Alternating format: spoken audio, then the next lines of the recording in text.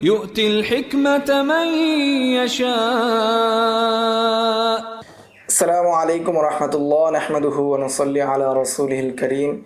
এই দর্শে আমরা আলোচনা করব আত-তাবাকাতুর রাবিআ সম্পর্কে, তাবুল আতবা সম্পর্কে আমরা আলোচনা করব।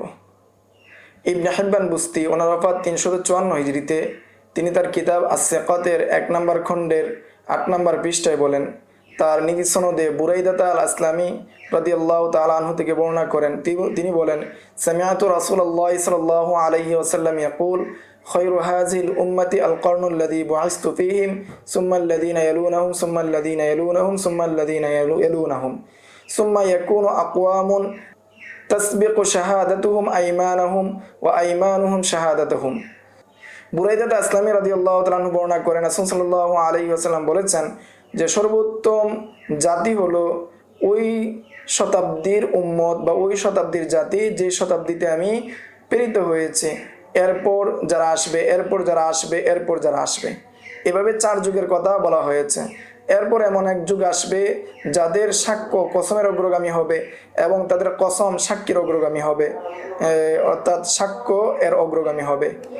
এই লফজ সুম্মাল্লাযীনা ইয়ালুনাহুম ফির রাবিআ, অর্থাৎ শেষের যে রয়েছে সুম্মাল্লাযীনা ইয়ালুনাহুম, সেটা চতুর্থ তবকার জন্য ব্যবহৃত রয়েছে এবং সুম্মাল্লাযীনা ইয়ালুনাহুম চতুর্থবার বলা, সেই অতিরিক্ত অংশটা বর্ণনা করেছেন হাম্মাদ ইবনে সালামা। তিনি একজন সাকা এবং মামুন রাবি এবং তার জিয়াদত যে রয়েছে সেটা আমাদের নিকট মকবুল, অর্থাৎ সাকা রাবির যে জিয়াদত সেটা মকবুল। এতে বোঝা যায় যে রাসূল সাল্লাল্লাহু আলাইহি ওয়াসাল্লামের উত্তম যুগ হওয়ার বর্ণনাটা চতুর্থ যে শতাব্দী রয়েছে সেটার মধ্যেও আসবে, সেটার ফজিলতের ক্ষেত্রেও গ্রহণ করা হবে।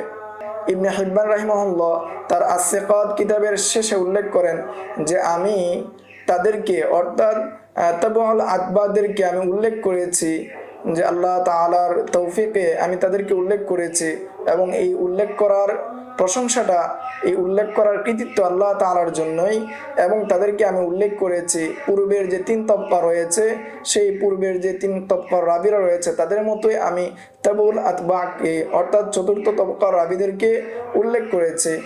এই ক্ষেত্রে কখনো কখনো তাদের মৃত্যু আগে হয়েছে, কিন্তু তাকে আমি এই তবকার মধ্যে উল্লেখ করেছি। আবার কতক মানুষ রয়েছে তাদের মৃত্যু অনেক পরে রয়েছে, তারপরেও আমি তাদেরকে এই তবকার মধ্যে উল্লেখ করেছি।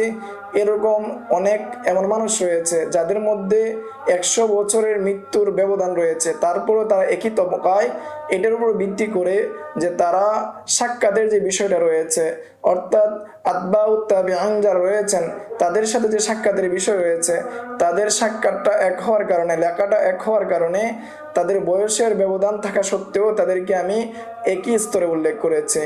এবং যাদের মাঝে এবং রাসূল সাল্লাল্লাহু আলাইহি ওয়াসাল্লামের মাঝে একমাত্র একজন লোক ছিল, তাদেরকে আমি উল্লেখ করেছি তাবিঈনদের মধ্যে, চাই তার মৃত্যু আগে হোক অথবা পরে হোক। অনুরূপভাবে যাদের মাঝে এবং রাসূল সাল্লাল্লাহু আলাইহি ওয়াসাল্লামের মাঝে 2 জন রয়েছে, 2 জন মাধ্যম রয়েছে, তাদেরকে আমি উল্লেখ করেছি তাবিঈনদের মধ্যে। এর যদি তারা সাকা হন তা আমার সাকা কিতাবের মধ্যে তাদেরকে আমি তাবাউত তাবিঈনদের মধ্যে উল্লেখ করেছি। অনুরূপভাবে তাদের মাঝে এবং রাসূল সাল্লাল্লাহু আলাইহি ওয়াসাল্লামের মাঝে যদি 3 জন ব্যক্তি হয়, তাহলে আমি তাকে উল্লেখ করেছি তাবাউল আতবার মাঝে। এরপর তিনি তার ওই কিতাবের, অর্থাৎ আস-সিকাত কিতাবের মুকাদ্দামার মধ্যে বলেন যে চতুর্থ তবকা যে রয়েছে, এই চতুর্থ তবকার ক্ষেত্রে তবকার যে বিস্তৃতি, সেই বিস্তৃতিটা আমার শাইখ পর্যন্ত, অর্থাৎ ইবনে হিব্বানের শাইখ পর্যন্ত বিস্তৃত ছিল।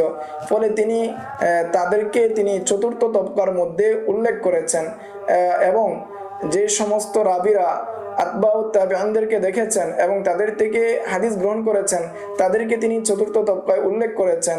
এইভাবে তিনি তার জামানা পর্যন্ত যে সমস্ত রাবিদেরকে পেয়েছেন তাদেরকে উল্লেখ করেছেন।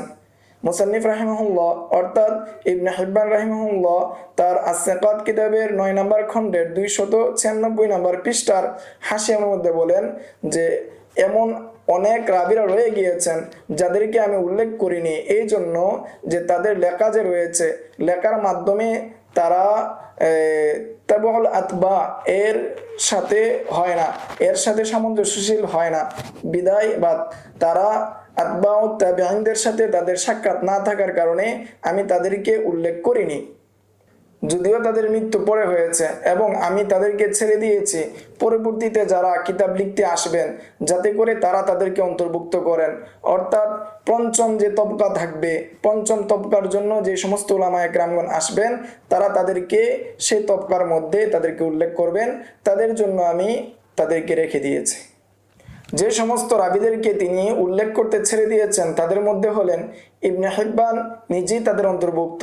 এরপরে হলেন ইবনে সাকান, তার ওফাত 353 হিজরিতে, এবং আবু আওয়ানা, ওনার ওফাত 316 হিজরিতে, আবু জাফর তোহাবি, ওনার ওফাত 321 হিজরিতে, আবুল কাসেম তবরানি, ওনার ওফাত 360 হিজরিতে, আবুল হাসান আদ-দারাকুতনি, ওনার ওফাত 385 হিজরিতে, আবু বকর আল ইসমাইলি, ওনার ওফাত 371 হিজরিতে, আবু আবদুল্লাহ আল হাকেম, ওনার ওফাত 405 হিজরিতে।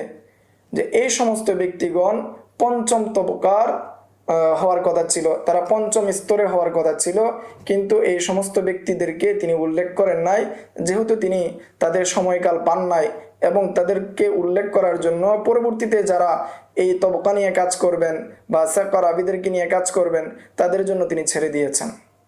এই ছিল আত-তাবাকাতুর রাবিআ সম্পর্কে সংক্ষিপ্ত আলোচনা। আসসালামু আলাইকুম রাহমাতুল্লাহ। ومن يؤت الحكمة فقد أوتي خيرا كثيرا وما يذكر إلا أولو الألباب